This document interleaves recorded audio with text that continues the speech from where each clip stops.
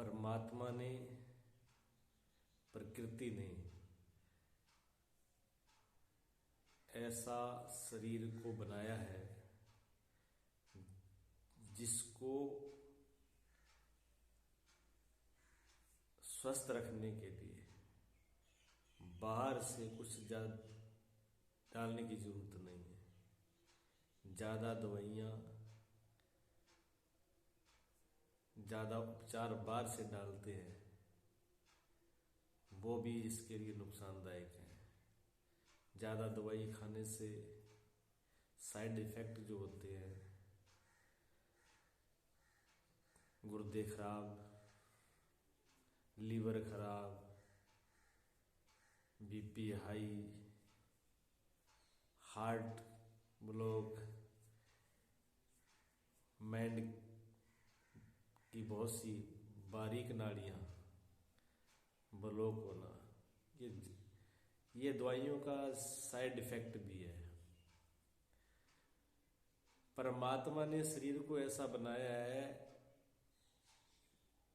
कि इन बिना दवाइयों के भी स्वस्थ सम्यक आहार विहार से भी शरीर के अंदर नए सेल, नया निर्माण प्रति क्षण प्रति पल होता रहता है।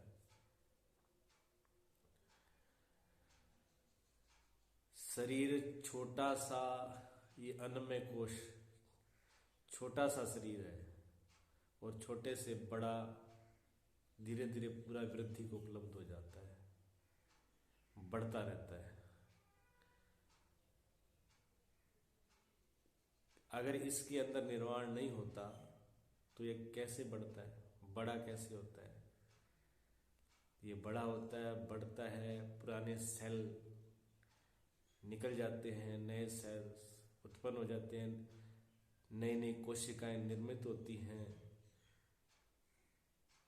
इस तरीके से इसको बनाया कि हर चीज इसके अंदर रसायन की तरह पैदा हो रही है, बल्कि हम स्वस्थ करने की बजाय इसको विकृत करते हैं गलत चीजों का उपयोग करके। थोड़ी थोड़ी सही चीजों का उपयोग करें हम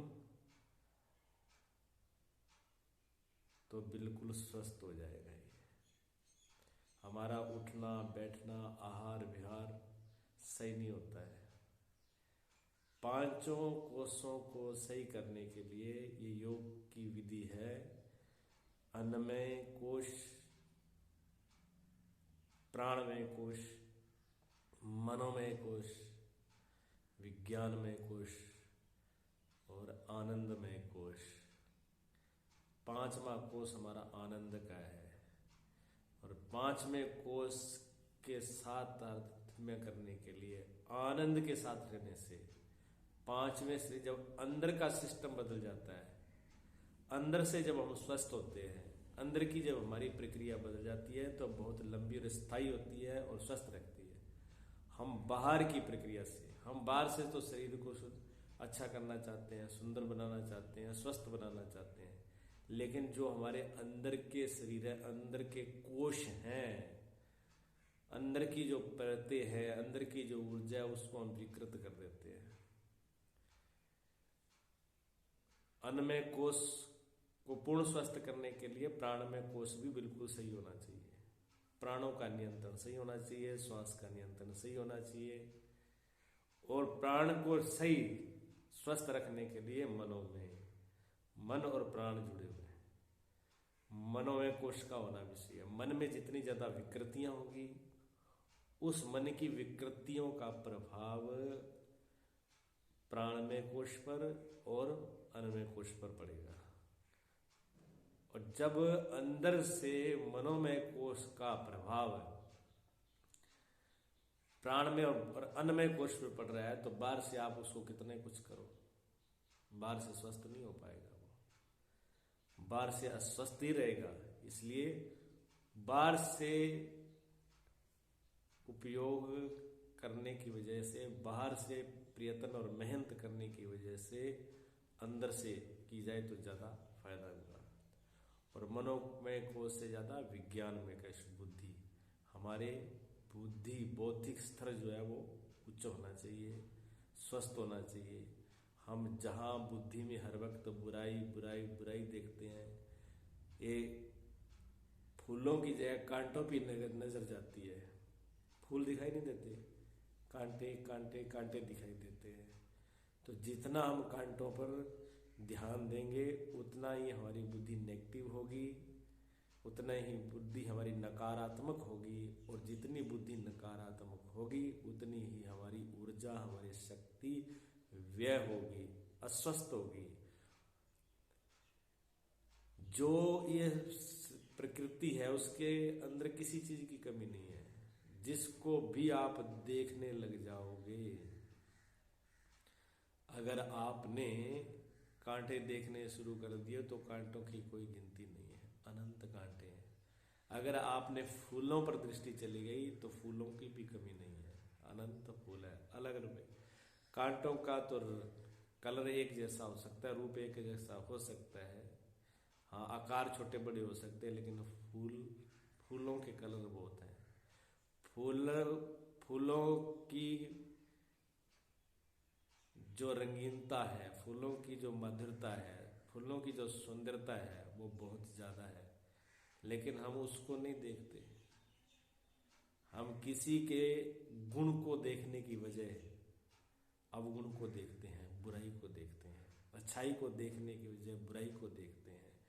हम अच्छा और बुरा का विभाजन करते हैं। उसी से हम अपने चौथा जो कोश है, विज्ञानमय कोश, जो बुद्धि का कोश है, उसको हम विकृत करते हैं, खराब करते हैं, और उससे हमारे उस शरीर का नाश, बुद्धि के नाश होने से, बुद्धि की विकृति आने से मनोमय कोश, प्राणमय कोश, अन्नमय कोश, तीनों कोश ये फिर बिगड़ते हैं।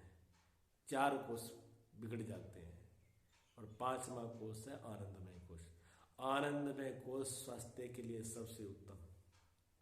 जो व्यक्ति आनंद में रहता है, मस्ती में रहता है, अंदर के बाहर से किसी बाहर की वस्तु विषय का सहारा लेके आनंद में नहीं, बिना किसी सहारे के, निर्लंब, बिना किसी आलंबन के, बिना किसी आधार के, अपने ही आनंद में, 5वें कोश के आनंद में अगर मस्त हो जाए तो ये 5 शरीर शुद्ध हो जाएंगे, अपने आप स्वस्थ हो जाएंगे, प्रसन्न हो जाएंगे। बहुत कम संभावना होगी रोग होने की, रोग होंगे नहीं। 5वें शरीर आनंदमय के लिए कई विधियां हैं। एक तो अपने नकारात्मकता को, अच्छाई बुराई को छोड़े। भगवान शिव ने एक विधि दी है जिसको संभवी विधि भी कहते हैं। इस विधि में क्या होता है, इस विधि में कोई चीज पैदा नहीं की जाती, पैदा तो अपने आप ही हो जाती है।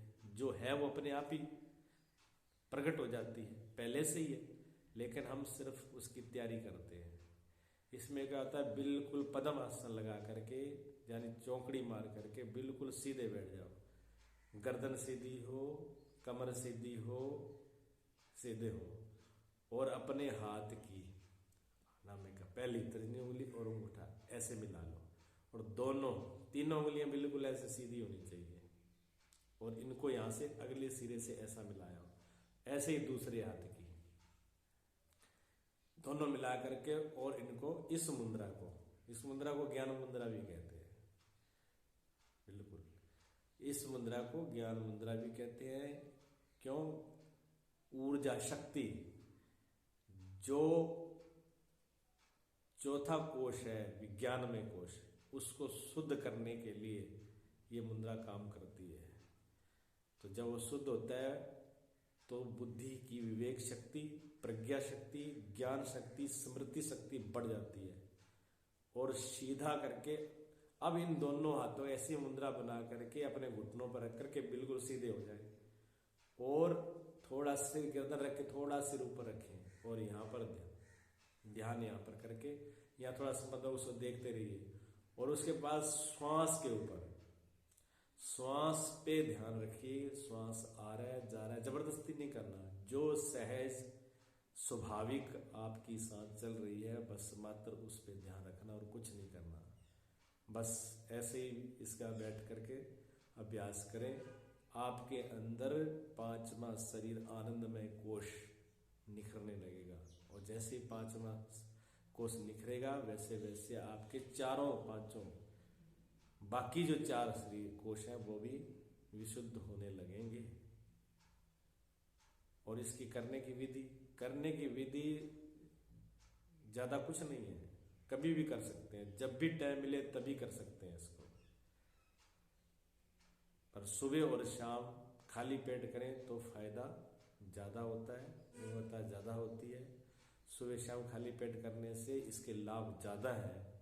बाकी जब भी टाइम मिले तब इसको करें, इस विधि को करने से स्वास्थ्य बढ़ेगा ही बढ़ेगा और आनंद की अनुभूति होगी।